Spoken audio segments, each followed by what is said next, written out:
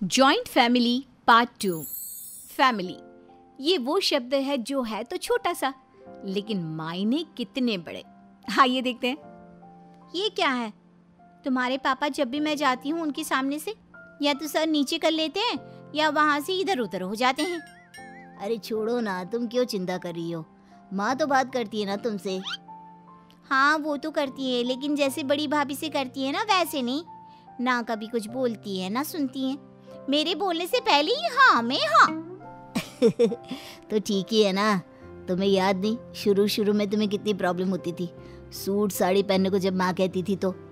हाँ लेकिन अब तो मैं शॉर्ट स्कर्ट भी पहन लूँ तो मजा ले तुम्हारी माँ कुछ कहे।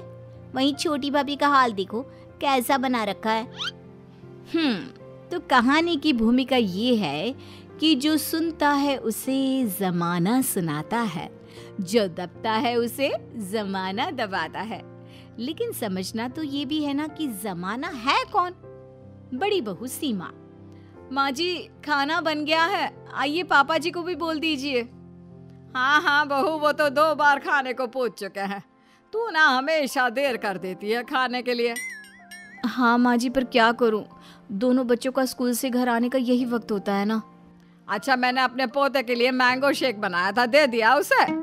हाँ हाँ माँ जी, दोनों को दे दिया। तभी बड़ी बहू की बेटी आ जाती है। मम्मी मम्मी, भाई ने सारा मैंगो शेक पी लिया। बोल रहा था दादी ने सिर्फ उसके लिए बनाया है। माँ जी आपने उसे ऐसा क्यों कहा? उसमें 2 गिलास थे। अरे मेरे पोते को पसंद है तो पी गया होगा। अब मैं क्या बच्चों के खाने पीने का भी हिसाब रखूं? तभी छोटी बहू का बेटा आ जाता है। दादी दादी, मुझे भी आपके साथ खाना खिला लो ना। हाँ हाँ बेटा, काजू की बर्फी है, खा ले बेटा। तभी छोटी बहू हाथ में सैंडविच लेकर आ जाती है। माँ जी क्या है ये? क्या ऊटपटांग खिला रही है? स्कूल से आया है। दादी के हाथ की बर्फी हाथ में ही रह जाती है। बड़ी बहू, मम्मी जी सिम्मी खड़ी है सामने, माना पोती है लेकिन काजू हजम कर जाएगी, दे दीजिए ना उसे। दे दे, बड़ी बहू जो कह रही है, वो भी तो घर की बच्ची है ना। हाँ तो मैं क्या मना कर रही हूँ? आजा रिन्नी बिटिया, दादी के हाथ से बर्फी खा ले। दोनों बूढ़ा बूढ़ी खाना खाकर कमरे में चले जाते हैं। उसी रात को ये आवाज कैसी आ रही है बहू? और ये क्या पहना है तूने? बहू जो सास ससुर के साथ बैठकर टीवी देख रही थी। बहू, हमारे घर का रिवाज है साड़ी का, तो सूट क्यों पहनती है? कितनी बार कहा है कि सूट ना पहना कर, सूट ना पहना कर। अब माँ जी वो क्या है ना, साड़ी गीली थी और सामने सूट दिखा तो डाल दिया। हाँ ठीक है, और मेरे पोते को ना ज्यादा डांटा ना कर, छोटा बच्चा है, दिल बैठ जाएगा। ठीक है माँ जी, वैसे तो ज्यादा नहीं डांटती, पर आप बोल रही हैं तो अब बिल्कुल भी नहीं डांटूंगी। तभी छोटी बहू की जोर जोर से चिल्लाने की आवाज आती है। छोटी बहू का बेटा भागता हुआ दादी के पास आकर छिप जाता है। अरे अरे क्या हो गया गुल्लो? दादी दादी दादी, माँ डांट रही है, बोल रही है। तभी छोटी बहू जींस टॉप में आकर खड़ी हो जाती है। क्या क्या कर लेंगी ये, हाँ, जो इनके पास आ जाता है? माँ जी इसे आगे भेजिए। छोटी बहू, बच्चे को इतना ना डांटा कर। अच्छा, अब आप सिखाएंगी कि मुझे अपने बच्चे के साथ कैसे रहना है? बड़ी आई। वो सास से लड़कर चली जाती है। बड़ी बहू देख रही होती है कि सास का मूड ऑफ हो रहा है कि तभी वो बोल पड़ती है। माँ जी वो कल ना मैं बेसन के गट्टे बना रही हूँ, आपकी फेवरेट है ना, इनको फ़ोन करके बेसन मंगवा लिया है मैंने।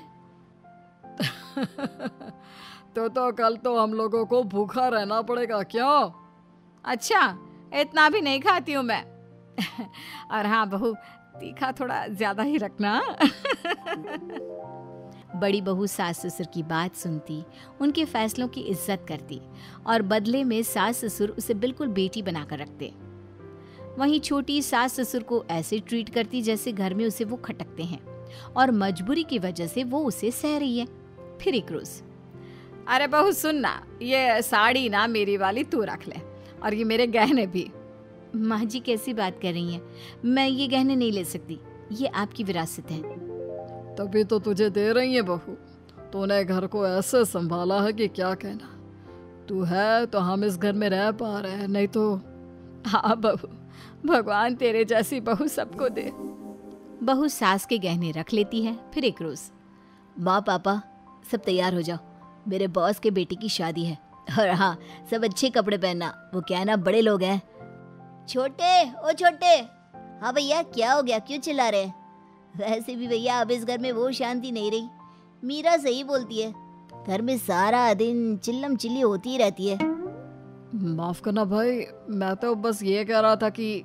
तभी छोटी बहू मीरा आ जाती है। हाँ, क्या कह रहे थे? जो आप स्पेशली इन्हीं का नाम लेकर चिल्ला रहे थे।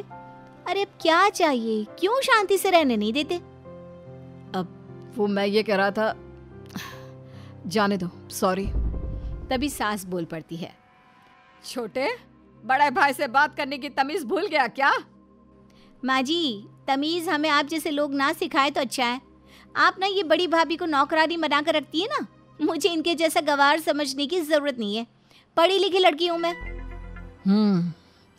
छोटे वो बड़कों के बॉस के बेटे की शादी है तो सारे परिवार को बुलाया है।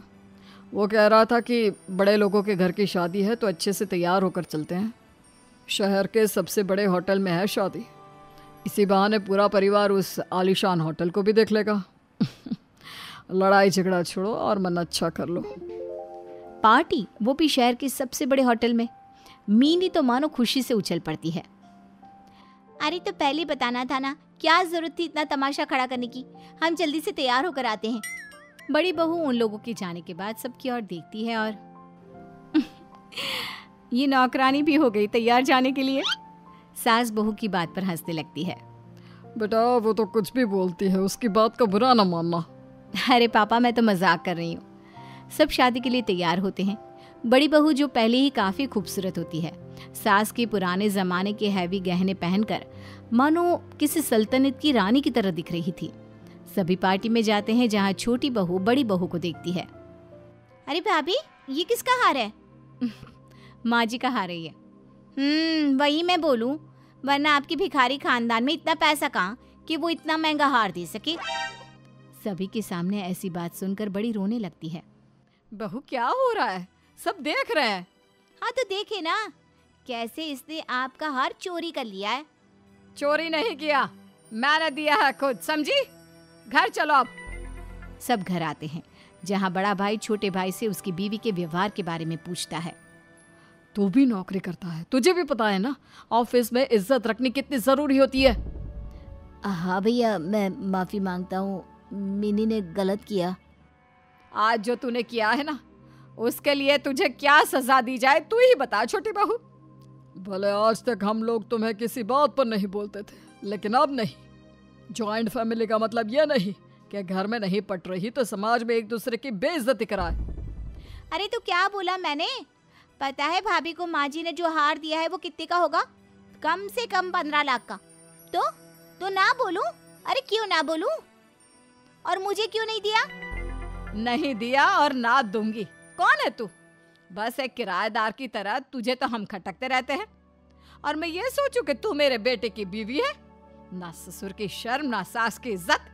बड़े भाई भाभी को तुमने कभी सही माना ही नहीं, ऊपर से तुझे हमारा हार चाहिए। एक साड़ी भी नहीं है मेरे पास तुझे देने के लिए। छोटा बेटा सारी बात सुन रहा था। दवाई हाथ में लेकर खड़े रहो तो एक गिलास पानी की भी उम्मीद नहीं कर सकता तुमसे।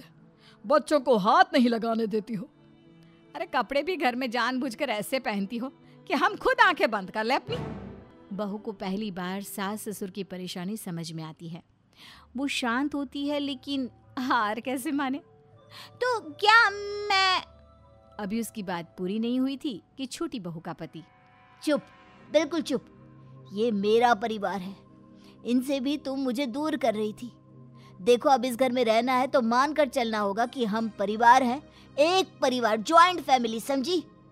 अगर एक छत के लिए बेगानों की तरह रहना है तो तुम जा सकती हो, हमारे परिवार का हिस्सा अब तुम नहीं हो। नहीं, मैं दादी के पास रहूंगा। मम्मा मारती है मुझे रूम से निकलने भी नहीं देती। मैं दादी के पास रहूंगा।